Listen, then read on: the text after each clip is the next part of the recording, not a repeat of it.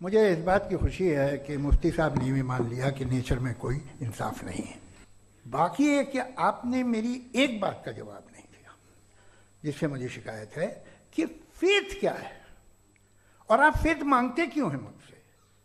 आप तो लॉजिकल हैं, आपके पास तो सारे रैशनल हैं, आपके पास सारे सबूत हैं, तो आपको फेथ की डिमांड क्यों करते हैं कि भाई तुम सरेंडर कर दो और सवाल मत करो। कोई मजहब सारे सवाल करने की इजाजत नहीं देता है और मना करता है कि ज़्यादा सवाल ना करो, बह जाओगे तुम। कमाल ये है कि दुनिया के सारे मजहब सब जानते हैं ये दुनिया कैसे बनी थी, कैसे मिटेगी, मरने के बाद क्या होगा, इनको सब इल्म है। इनको किसी को डायनासोर होते थे पहले ये नहीं पता था, किसी को नहीं पता। किसी भी दुनिया की मजहबी किताब में डायनासोर का जिक्र नहीं है। जिस दुनिया में आप बैठे हैं सर, ये हॉल जो है, ये इलेक्ट्रिसिटी जो है, ये माइक जो है, जिस हवाई जहाज से आप आए थे, वो जिस कार से आप यहाँ आए हैं, ये सब उन लोगों की बनाई हुई है जिन्होंने सवाल किए थे। ये दुनिया जिसमें आप आज आराम से हैं, ये उन लोगों की बनाई है कि जिन्होंने सवाल किए थे और हर स्टेज पे इन सवालों को मकरूह कहा गया था, गलत कहा गया था। तो आज जो बातें आपके जहन से बिल्कुल परे हैं और आप हैरान होते उन्हें देख के, एक वक्त आएगा कि मामूली लगेंगे। और हुआ है, आपकी इंसानी तारीख ही है। इतनी जल्दी सारे फैसले आप मत कर लीजिए, थोड़ा ये ह्यूमिलिटी रखिए कि भाई ये हमें नहीं मालूम। ये कहने में क्या आ रहा है, ये यूनिवर्स कहाँ तक फैली, ये कब से है और कब तक रहेगी, हमें नहीं मालूम। आपने फैसला कर लिया कब बनी। ये आपके हिसाब से कोई 14 बिलियन ईयर बनी जो समझा जाता है। उससे पहले हजारों करोड़ों अरबों साल तक खुदा बैठा क्या कर रहा था? खामोश बैठा था, ऐसे ही जमाइयाँ ले रहा था। फिर उसे आइडिया आया, यार एक काम करते, वक्त अच्छा गुजर जाएगा, यूनिवर्स बनाते।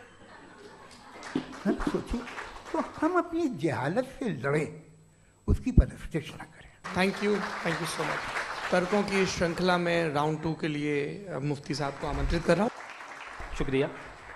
जनाब जावेद अख्तर साहब कई मर्तबा दोहरा रहे हैं कि फेथ का मतलब बताइए, फेथ का मतलब बताइए। मैंने बता दिया, फेथ सही भी होता है, गलत भी होता है। और आज हम फेथ पे बात नहीं कर रहे, हम ट्रुथ और डज गॉड एग्जिस्ट पे बात कर रहे हैं। क्या डज गॉड एग्जिस्ट, ये ट्रुथ यानी गॉड है या नहीं है, इसमें से दोनों ट्रुथ क्या है। अब आप उसे फेथ कह लें, बिलीफ कह लें, नॉट माई बिजनेस। उसके बाद आपने कहा कि भाई सवाल करने से मजहब रोकता है। मैं कहता हूं जो रोकता है वो रोकता होगा, मैं नहीं रोकता। बल्कि सवाल करें, सवाल करना चाहिए। सवाल कर करके तो हम आगे बढ़ते हैं, तरक्की करते हैं, और इसीलिए मैं आज यहां पे आया हूं। लेकिन सवाल सिर्फ खुदा से नहीं होगा, आपसे भी होगा। सवाल एथिज्म से भी होगा, सवाल सिर्फ मजहब से नहीं होगा, सबसे होगा। और आज मैं सवाल करूंगा और उम्मीद है कि आप जवाब देंगे। अभी तक आपने वैसे कॉन्टिंजेंसी आर्गुमेंट का कोई जवाब नहीं दिया है।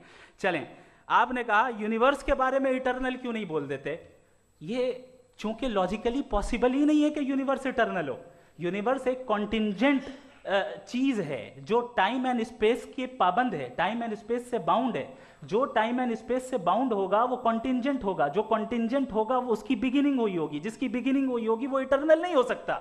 ये तो कॉमन सी बात है।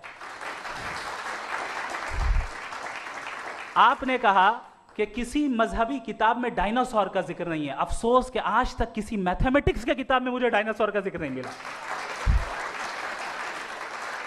तो इसका मतलब मैथमेटिक्स की किताब बेकार है? नहीं, उसका वो टॉपिक नहीं है। रेवलेशन का और मजहबी किताबों का टॉपिक ये नहीं है कि आपको आके बताए साइकिल कैसे बनाते हैं, या आकर ये बताएं कि जो है डायनासोर कब था। वो तो मोरालिटी सिखाने आया है, गॉड के बारे में बताने आया, नॉन फिजिकल रियलिटी की हकीकत को सिखाने के लिए आया।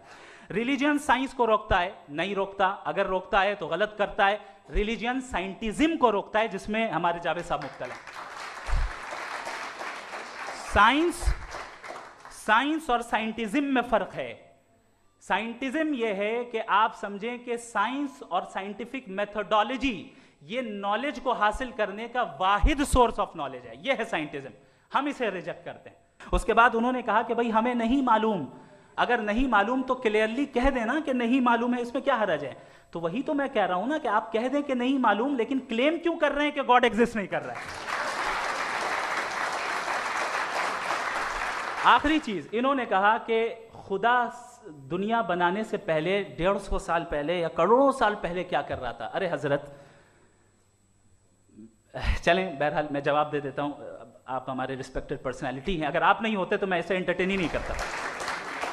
टाइम, ये 100 साल पहले या 100 साल बाद, पहले बाद में अभी, ये वो अल्फाज हैं जिनका ताल्लुक टाइम से है। टाइम शुरू ही हुआ है यूनिवर्स की बिगिनिंग के बाद, तो उसके पहले खुदा क्या कर रहा था, सवाल इलॉजिकल है, ये फेलेसी है। यानी आप ये कह रहे हैं कि यूनिवर्स के बनने से पहले खुदा क्या कर रहा था, टाइम के बनने से पहले, पहले का ताल्लुक टाइम से, टाइम उस वक्त था ही नहीं, तो ये सवाल ही इनवैलिड है खुदा के ताल्लुक से। इसकी एक मिसाल आप ले लें। एक कार है, एक साहब ने देखा कि भाई कार जो है उसके व्हील्स कितने अच्छे लगे हुए हैं, सही जगह पे, स्टीयरिंग जो है कितने अच्छे जगह पे लगी हुई, और सीट्स कितने वेल डिजाइंड है, कितनी प्रिसाइजली ये कार काम कर रही है, तो जरूर कोई ना कोई इसे क्रिएट किया है, किसी ने क्रिएट किया है। अब जावेद साहब आए और कह रहे जनाब बोनेट खोलिए, इसमें इंजन है, इंजन इस कार को चला रहा है, hence prove no one has created the car. This is illogical. Science हमेशा फिजिकल वर्ल्ड की चीजों को ही फिल करती जाएगी और फिजिकल चीजों से ही करती जाएगी, चूंकि एम्पेरिकल एविडेंस का ताल्लुक फिजिकल वर्ल्ड से है। आप साइंस के जरिए मेटाफिजिकल रियलिटी को कभी साबित नहीं कर सकते, ये रॉन्ग टूल का इस्तेमाल करना है। ये वही काम है कि आप मेटल डिटेक्टर से प्लास्टिक डिटेक्टर करने चलें, जो कि जाहिर है सही नहीं है। थैंक